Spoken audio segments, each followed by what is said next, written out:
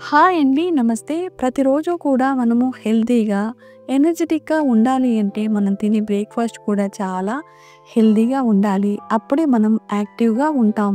కేవలం రూ. 100తో ఇంటిల్లిపాదికి సరిపడా హెల్తీగా బ్రేక్‌ఫాస్ట్‌ని ఎలా తయారు చేసుకోవాలో ఈరోజు మన వీడియోలో చూసేయండి.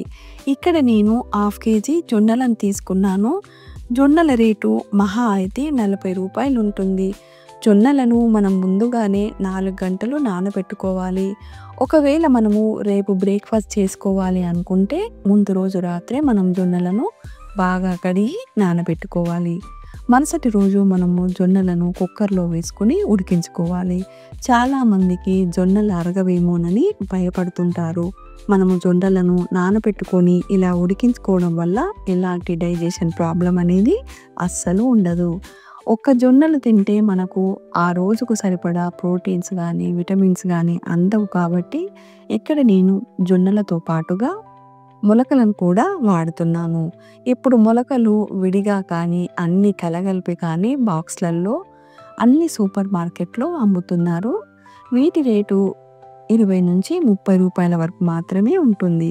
ఇక్కడ నేను అన్నీ కలిపిన మొలకలను వాడుతున్నాను.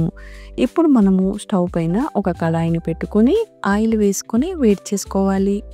ఆయిల్ వేడెక్కిన తర్వాత కొన్ని ఆవాలను, ఉల్లిపాయ ముక్కలను, పచ్చిమిర్చి ముక్కలను వేసుకొని ఫ్రై చేసుకోవాలి. ఇవి లైట్‌గా ఫ్రై అయిన తర్వాత ఇందులో 5 లేదా 6 వెల్లుల్లి రెబ్బలను అలాగే కానీ కచ్చా పచ్చాగా కానీ దంచి ఇందులో వేసుకోవాలి. మొలకలను మనము ముందుగానే ఉడికించుకొని పక్కన పెట్టుకోవాలి. మొలకలను ఏదో ఒక రూపకంగా మనము రోజు కాకపోయినా అప్పుడప్పుడు మన డైట్‌లో చేర్చుకోవడం ఆరోగ్యానికి చాలా మంచిది. ఇప్పుడు మనము దీనిలోకి ఉడికించుకున్న మొలకలను, జొన్నలను వేసుకొని బాగా కలుపుకోవాలి.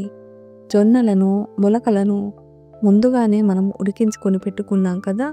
ఇంకా ఎక్కువసేపు మనము వీటిని ఉడికించే అవసరం ఉండదు. ఇంకా దీనిలోకి టమాటా ముక్కలను, దోసకాయ ముక్కలను, సన్నగా తరిగిన కొత్తిమీరను, సన్నగా తరిగిన ఉల్లిపాయ ముక్కలను లేదా ఉల్లి ఆకును వేసుకోవాలి. చూడడానికి చాలా కలర్‌ఫుల్‌గా ఉండడమే కాకుండా ఆరోగ్యానికి చాలా మంచిది. ఇంకా మీ రుచికి సరిపడినంతగా ఉప్పును, కొంచెం నల్ల ఉప్పును ఇందులో వేసుకొని కలుపుకోవాలి.